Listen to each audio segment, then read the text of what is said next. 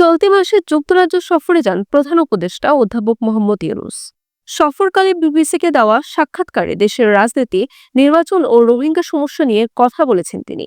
এ সময় অন্তর্ভুক্তিমূলক ও অংশগ্রহণমূলক নির্বাচনের প্রসঙ্গ টেনে প্রশ্ন করেন বিবিসির সাংবাদিক। জানতে চান আওয়ামী লীগকে নির্বাচনে অংশগ্রহণ করতে দিতে না চাওয়ার কারণ। উত্তরে অধ্যাপক ইউনূস জানিয়েছেন, অন্তর্ভুক্তিমূলক মানে কোনো নির্দিষ্ট দল নয়, সব মানুষের অংশগ্রহণ। যতক্ষণ পর্যন্ত মানুষ ভোট দিতে পারছেন ততক্ষণ এটা অন্তর্ভুক্তিমূলক। আওয়ামী লীগ নির্বাচনে অংশ নিতে পারবে কিনা এমন প্রশ্নের উত্তরে অধ্যাপক ইউনূস বলেন, আওয়ামী লীগকে নিষিদ্ধ করা হয়নি, তাদের কার্যক্রম সাময়িকভাবে নিষিদ্ধ করা হয়েছে, যার মধ্যে নির্বাচনও পড়ে। এটা সাময়িক। নির্বাচনে তারা থাকবে কিনা সেটা নির্বাচন কমিশনের সিদ্ধান্তের উপর নির্ভর করছে।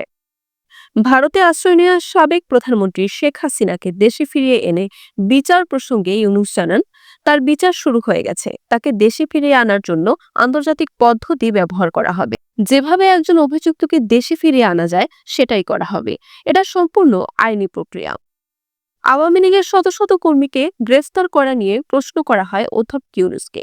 বিবিসির সাংবাদিক জানতে চান, আওয়ামী লীগের মতো আচরণ করছে কিনা অন্তর্বর্তী সরকার। জবাবে তিনি বলেন, এটা বলা লজ্জাজনক হবে।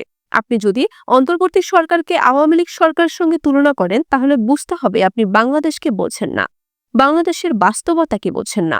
আপনি বোঝেন না আওয়ামী লীগ কি আর অন্তর্বর্তী সরকার কি। রোহিঙ্গা সংকট সমাধানের সর্বোচ্চ চেষ্টার কথাও তুলে ধরেন অধ্যাপক ইউনূস।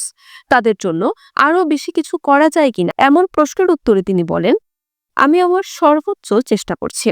জাতিসংঘের মহাসচিবের সঙ্গে রোহিঙ্গা ক্যাম্প পরিদর্শন করে 1 লাখের বেশি রোহিঙ্গার সঙ্গে দেখা করেছি। কি করা উচিত সে বিষয়ে আলোচনা করেছি এবং এদের ফেরার জন্য সহায়তা চেয়ে বিশ্বের প্রতি আহ্বান জানিয়েছি। সেই ক্ষেত্রে প্রত্যাবর্তনই একমাত্র সমাধান।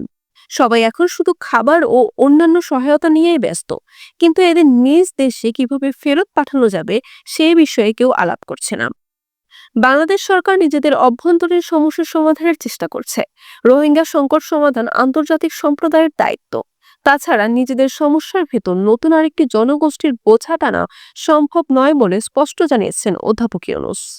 বরিশাল নিউজ।